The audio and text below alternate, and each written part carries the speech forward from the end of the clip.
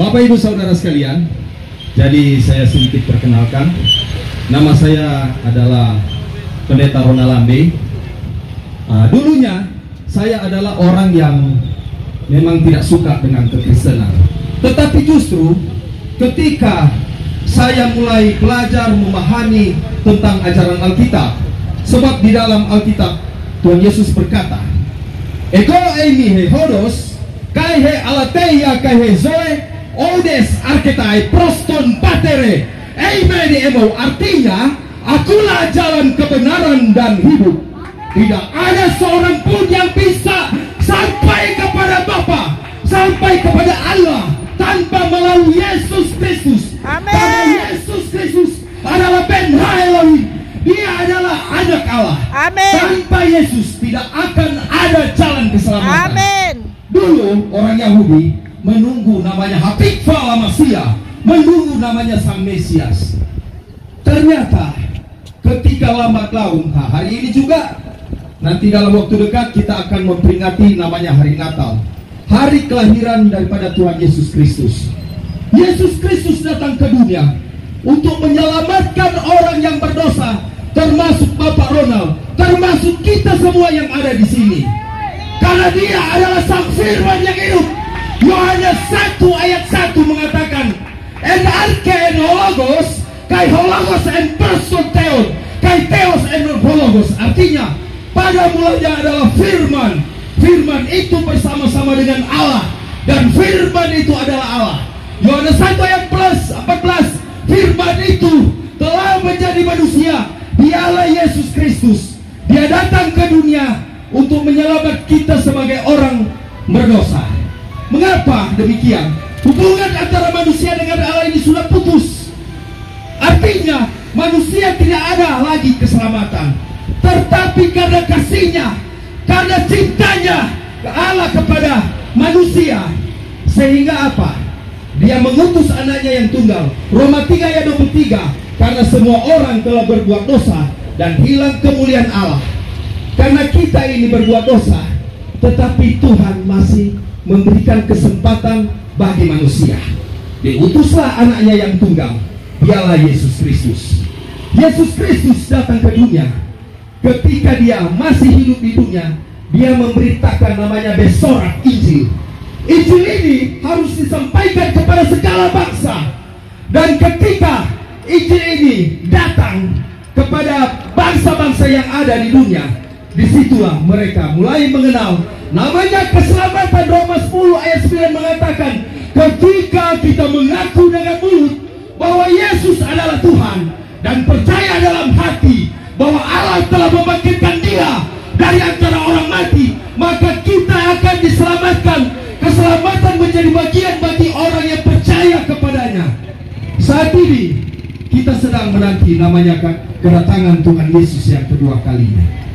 Semua agama percaya, tiga agama ini, Yahudi, Kristen maupun Islam, mereka percaya bahwa Yesus Kristus, Isa Al-Masih akan datang kedua kalinya. Sebagaimana Tuhan Yesus ketika dia disalibkan, dia mati di 33 Masehi. Satu kali dia akan datang kedua kali. Dia naik dari Yerusalem dan dia akan datang lagi kedua kali di Yerusalem. Makanya kalau kita lihat perang dunia di mana-mana sekarang terjadi antara Israel dengan Palestina, kita harus berawas-awas. Karena satu kelak kedatangan Tuhan Yesus yang kedua kali, dia akan muncul. Tuhan Yesus bilang, "Aku datang seperti pencuri." Sudah tercatat di dalam Alkitab Matius 24. Engkau akan mendengar deru perang di mana-mana. Bangsa akan melawan bangsa, kerajaan akan melawan kerajaan, dan kasih mulai tawar.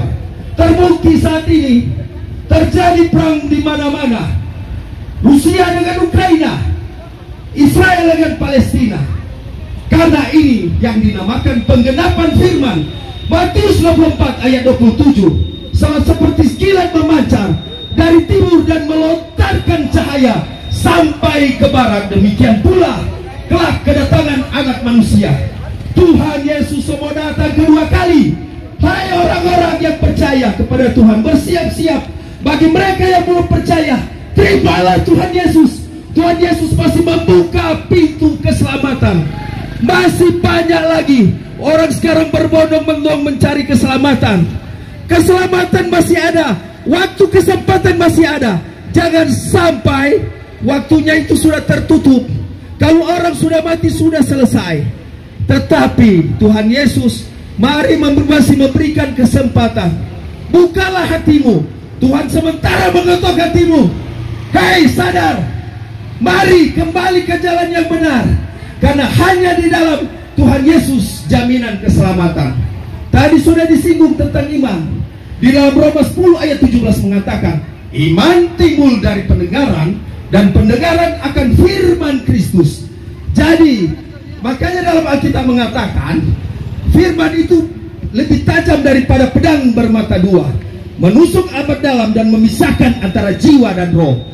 Jika firman itu jatuh di jiwa, makanya jadi orang intelektual. Banyak orang Kristen, so Peter berkhotbah, Peter baca Alkitab, banyak menghafal, tetapi dia tidak menghasilkan apa-apa. Makanya firman itu jatuh di jiwa, jadi intelektual. Tetapi kalau firman itu jatuh di dalam roh, jadilah rohani. Makanya roh ini harus diberi makan oleh firman itu supaya jadi rohani. Sekarang waktunya kita harus lebih cermat. Kita sudah mengenal firman Tuhan, berarti apa yang harus kita lakukan? Lakukanlah sesuai dengan perintah Tuhan. Saya seorang yang tidak masuk dalam keselamatan itu, dan saya sampai saat ini berpikir, Tuhan, kenapa saya harus jadi pendeta? Dulunya saya tidak suka dengan kekristenan.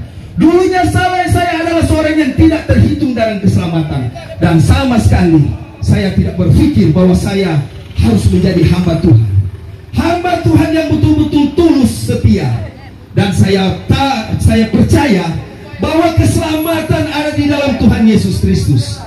Mari kita semua yang ada di sini, bukalah hati kita, karena waktu kesempatan Tuhan Yesus berikan sudah semakin hari semakin dekat. Coba lihat, bencana alam di mana-mana, berperang di mana-mana. Berarti kita harus berawas-awas. Berawas-awaslah selalu, karena satu kelak ketika kita hidup di dalam Tuhan, ketika kita didapatkan beriman kepada Tuhan Yesus, maka keselamatan menjadi bagian bagi kita semua. Dan keselamatan itu harus dikerjakan dengan takut dan getar. Di dalam 1 Yohanes 2 ayat 6, di dalam bahasa Yunani, Holegon en auto, mene opelei katos ekeinos, peripatesen kai autos hotos. Peripate artinya barang siapa mengatakan bahwa ia di dalam dia, ia wajib hidup sama seperti Kristus telah hidup. Orang bilang, saya pengajar pakai bahasa Yunani, karena Alkitab Perjanjian Baru menggunakan bahasa Yunani. No, kenapa harus pakai bahasa Yunani bukan Ibrani, bahasa aslinya? Dulunya bagian daripada Yerusalem Israel, orang bapak-bapak gereja hidup di Yerusalem, orang Ibrani. Tetapi karena lewat jajahan Roma Timur, bahasa Yunani adalah bahasa internasional. Sama contoh dengan Inggris menjajah Hong Kong. Selain Hong Kong itu dia menggunakan bahasa Inggris, dia juga orang muslim. Selain menggunakan bahasa Cina, dia harus belajar juga bahasa Inggris. Begitu juga bapak-bapak gereja. Karena apa? Orang hidup di Yerusalem, dan itu bagian daripada apa? Jajahan dari Roma Timur. Roma Timur menggunakan bahasa Yunani, Roma Barat menggunakan bahasa Latin, sehingga bapak-bapak gereja itu hidup di Roma Timur itu karena bahasa Yunani waktu itu bahasa internasional. Dan di dalam 1 Korintus 1 ayat 24, tetapi bagi mereka yang dipanggil, baik Yahudi maupun bukan Yahudi, Kristus adalah kekuatan Allah dan hikmat Allah. Agar supaya besorat, dalam bahasa Ibrani besorat artinya Injil ini bisa sampai kepada non-Yahudi dan turun ke kita, makanya Injil itu harus disebar oleh bapak-bapak gereja. Mereka mempertahankan kekristenan itu, termasuk salah satu bapak gereja yang mati martir di 35 Masehi, namanya Stefanus. Ketika dirajam dengan batu, dia tetap mempertahankan Yesus Kristus sebagai Tuhan dan Juru Selamat. Dia tidak pernah patah arang, dia tidak pernah menyangkal Yesus sebagai Tuhan, sampai dia mati martir di 35 Masehi. Ada juga Rasul Petrus. Rasul Petrus dengan Rasul Paulus. Mereka mati di 64 Masehi. Tetap mereka mempertahankan bahwa Yesus Kristus adalah Tuhan dan Juru Selamat. Walaupun Rasul Petrus mati salib terbalik. Walaupun Rasul Paulus dia mati dipancung kepalanya. Tetapi apa? Paulus mengatakan, mati adalah untungku. Karena hanya di dalam Tuhan Yesus. Salib yang kita pegang, salib yang kita pikul. Mari kita pikul bersama-sama. Selama kita masih hidup melayani Tuhan. Mulai saat ini kami Komando Pasukan Kristus Mission mengadakan KKR penginjilan jalanan. Di sini ada Ketua Umum Bapak Pendeta Romi Pangalila STH MPDK. Kami datang di sini bukan untuk gagah-gagahan. Kami datang di sini bukan mau kasih cari tenar, tetapi kami memberitakan namanya Injil Besorat itu, agar supaya bagi mereka yang tidak mengenal Injil itu, bagi mereka yang kurang percaya, sekali lagi Tuhan masih memberikan kesempatan bagi kita. Bukalah hati kita. Tuhan Yesus senantiasa hidup di dalam kehidupan kita. Galatia 2 ayat 20 mengatakan, namun aku hidup, tetapi bukan aku sendiri yang hidup, melainkan Kristus yang hidup dalam aku. Saya tutup di dalam Yohanes 3 ayat 30. Biarlah dia semakin besar, kita semakin kecil.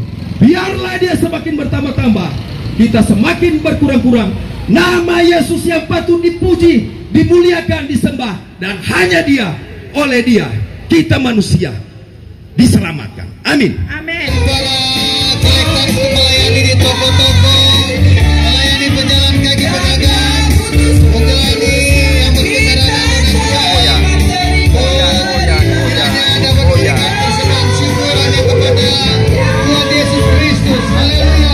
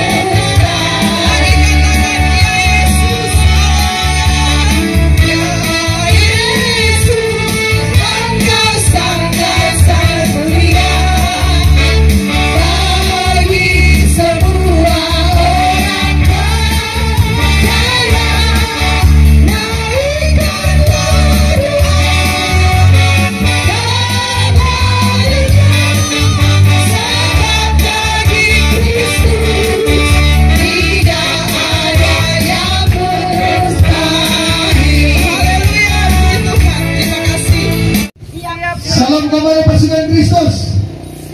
Menjadi saksi Kristus, melayani dengan tulus hati. Salam Komando Pasukan Kristus. Siap menjadi saksi Kristus, melayani dengan tulus hati. Kopassus Mission, excellent. Kopassus Mission,